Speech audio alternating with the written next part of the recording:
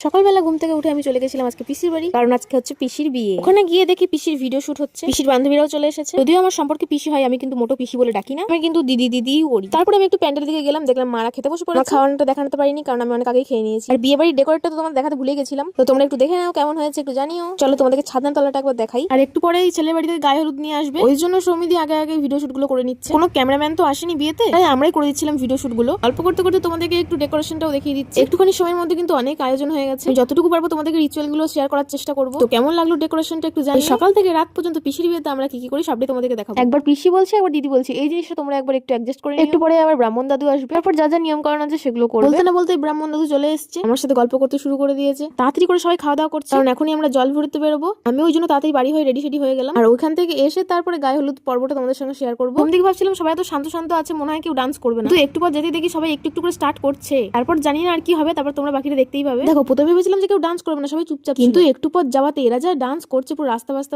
ফাটিয়ে না ফেলে, আমার তো মনে ভয় হয়ে গেছে। পরে আমি কেন চুপচাপ থাকবো বলো, আমিও তারপরে শুরু করলাম নাচতে। তারপরে আমরা যে নাচা শুরু করলাম, আমি একা না, তারপরে সবাই। মা ক্যামেরা ধরে আছে মানে ভেবো না যে মা নাচেনি, মাও কিন্তু অনেক নেচেছে, কিন্তু কপাল খারাপ যে ওইটুকু আমি ক্যামেরা করতে পারিনি। তারপর আমরা পুকুরে চলে আসি জল ভরার জন্য। আমরা দাঁড়িয়ে থাকাকালীন একটা বিয়ে বাড়ির গায়ে হলুদের লোকরা চলে এলো জল ভরার জন্য। ওদের ছিল ব্যান্ড পার্টির লোক, ওদের গানেই আমরা নাচছিলাম। মজা কিন্তু আমরা প্রচুর করেছি। সামনে যেটা দেখছি সেটা হচ্ছে পৌরসভা লজ, বিয়ে কিন্তু সামনেতেও ছিল। আমাদের নাচ দেখে তো সবাই আমাদের দিকে তাকিয়ে ছিল, আর কত লোক দেখো। আর এটা কিন্তু আমাদের পৌরসভা পার্ক, আর পার্কের পাশের পুকুরে আমরা জল নিতে এসেছিলাম। বেশি দেরি করলেও আর হবে না, ওই জন্য ওখানে কিছুক্ষণ নাচানাচি করার পর আমরা এবার রওনা দেবো বাড়ির উদ্দেশ্যে। কাকিমণি, দিদি, পিসি, আমরা সবাই নাচতে শুরু করে দিয়েছি। তারপরে নাচতে নাচতে আমরা চলে এলাম বাড়ি। আর এখন গায়ে হলুদ হচ্ছে, আর যদিও বেলাটা অনেকটা পড়ে গেছে, ওই জন্য বেশি গায়ে হলুদ দিয়ে করে। আর সন্ধ্যাবেলায় এখন ম্যাডাম মেকআপে বসে গেছেন গায়ে হলুদ হওয়ার সঙ্গে সঙ্গেই। মেকআপ করতে তো অনেকটা টাইম লাগে, তাই 8টাতে লগ্ন, সেই কথা ভেবেই তাড়াতাড়ি মেকআপ করাতে বসে পড়েছিল। আর আমি এখান থেকে রেডি হয়ে যাবো বাড়ি, তারপর ওখানে গিয়ে দেখা যাবে কি পরি। এখনো পর্যন্ত আমি জানি না যে আমি কি পরবো। তো ম্যাডামের মেকআপ দেখে তারপরেই আমি এখন বাড়ি যাবো। সাজাগোজা কমপ্লিট হয়নি, হেয়ার স্টাইল হচ্ছে, আর ওদিক থেকে বরযাত্রীর লোকেরাও বেরিয়ে পড়েছে।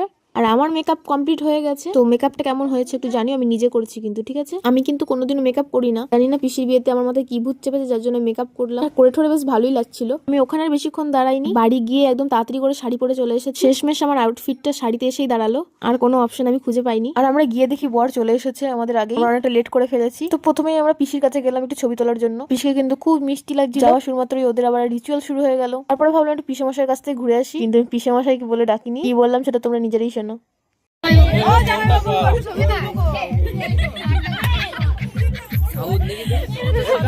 তো জয়বাবু বলা মাত্র সবাই কেমন হেসে উঠলো, তোমরা তো সেটা শুনতেই পেলে। বর বসার যে সিংহাসনটা, ওটা আমরা ছবি তুলতে তুলতে এমন হয়ে গেছে যে জয়বাবু উঠে পালিয়েছে, মানে পিসেমশাই। যাই হোক, আর জ্বালাবো না বেচারিকে, এবার আমরা ছবি তুলবো। তো জয়বাবুর সাথে ছবি তোলার পর আমরা একটু প্যান্ডেলের পেছনে যাচ্ছিলাম। কাকিমণির বললো যে আমরা একটু নাচবো, তো চটু ক্যামেরা করে দিই। তারপর কাকিমণিদের কথা না ফেলতে পারে আমি চলে এলাম প্যান্ডেলের পেছনে। তার আগে আমরা ঢুকলাম খাওয়া দাওয়ার জায়গায়। এখনই খেতে বসবো না, কিন্তু একটুখানি মুখরোচক খাবার না হলে। অনেকক্ষণ ধরে আমি না খেয়ে রয়েছি। কাকিমণি বললো চল এটা ভেজিটেবল নিয়ে, একটা বলতে গিয়ে 4টে ভেজিটেবল নিল। কাকুগুলো অনেক ভালো ছিল, আমাদেরকে দিয়েও দিল। এই যে এখন আমরা নাচছি দেখতে পাচ্ছ, আমাদের ডান্স দেখে তোমাদের মনে যদি কোনো নাম আসে তো এই ডান্সটার একটা নাম দিয়ে যাও। আর আমার মায়ের এমনি পায়ে ব্যথা, এত নাচতে পারে, আমি তো আজকে দেখে নিলাম। আর নাচতে নাচতে এত হাঁপিয়ে গেছি গাইস, তাও আমার নাচা থামাইনি। বিয়ে বাড়িতে নাচবো না তো কোথায় নাচবো বলো? তো ভিডিওতে আমি নাচি, আর ওপরে যদি বিয়ে বাড়ি থাকে তো সেই নাচটা একটু আলাদা, মানে শুধু আলাদা না, শুধু আলাদা লেভেলের হয় ভাই। ওদিকে দেখলাম যে বিয়ে শুরু হয়ে গেছে, ওই জন্য ছটপট একটা ভিডিও ক্লিপ নিয়ে ওদেরকে আবারও দেখালাম যে এবারে বউ চলে এসেছে। তারপরে আমরা এখন প্যান্ডেল দিকে যাবো, খাওয়া দাওয়া করবো। আজকের ভিডিওটা এই পর্যন্তই। কেমন লাগলো বিয়ের ব্লগ একটু জানিও, নেক্সট ব্লগে আবারও দেখা হবে।